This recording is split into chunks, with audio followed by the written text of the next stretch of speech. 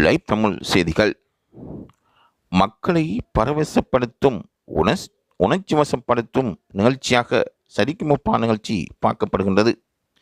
திவினேஷ் என்ற சிறுவன் தனது திறமையை முழுமையாக அப்பட்டமாக வழிகாட்டி வருகின்றான். ஏழை குடும்பத்தில் பிறந்து வளர்ந்தாலும் அவனுக்கு சங்கீதத்தில் கூடுதலான ஆர்வம் இருக்கின்றது. சிறு வயதில் இருந்து அவன் தன்னை அதற்காக ஆயத்தப்படுத்தியிருக்கின்றான். இம்முறை விசேட நடுவராக கலந்து கொண்டிருக்கின்ற லியோனி திவினேஷ் அப்பதான் பிறந்து வந்த ஒரு சிறுவனைப் போல் இருக்கின்றான். அவனுக்குள் இவ்வளவு சங்கீத ஆற்றல் இருக்கின்றது என்றெல்லாம் அவனை அலாவாரியாக பாராட்டியிருக்கின்றார்கள். திவினேஷின் திறமையை யாராலும் கண்டுகொள்ளாமல் இருக்க முடியாது. ஏனென்றால் சிறுவர்களுக்கு ஏற்ற குரலில் அவன் பழைய பாடல்களை பாடி உள்ளங்களுக்குள் விளங்கிடுகின்றான். பல பேரை கண்ணீரில் ஆழ்த்துகின்றான். ஒவ்வொரு போட்டியாளர்களும் இவன் பாடும் பொழுது மெய்மறந்து இருக்கின்றார்கள். அந்த அளவுக்கு அவனின் திறமை மீது மற்றவர்களுக்கு நம்பிக்கை இருக்கின்றது.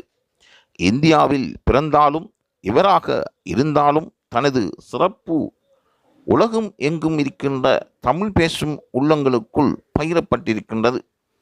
ஏனென்றால் மனித உணர்வுகளுக்குள் சங்கீதம் மிகையாகாத இடத்தை பிடித்திருக்கின்றது.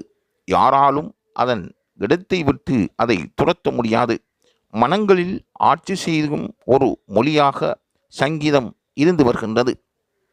அந்த சங்கீதத்தை பல பேர் தொட்டு அதை அரவணைத்து பாடும் பொழுது எவரின் உள்ளந்தான் மயங்காமல் தயங்காமல் வியப்படையாமல் இருக்கும்.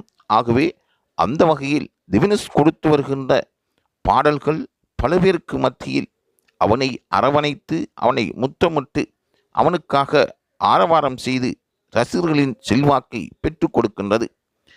தமிழ் தொலைக்காட்சியில் நடக்கின்ற சரிகமப நிகழ்ச்சியை பல முதியவர்கள் கூறுகின்றார்கள். திவினேஷுக்காகவே தாங்கள் பார்ப்பதாக. தொடர்ந்தும் அவர் தொடர்பான தகவல்களை பெற்றுக்கொள்வதற்கு லைவ் தமிழ் செய்தியுடன் இணைந்திருங்கள்.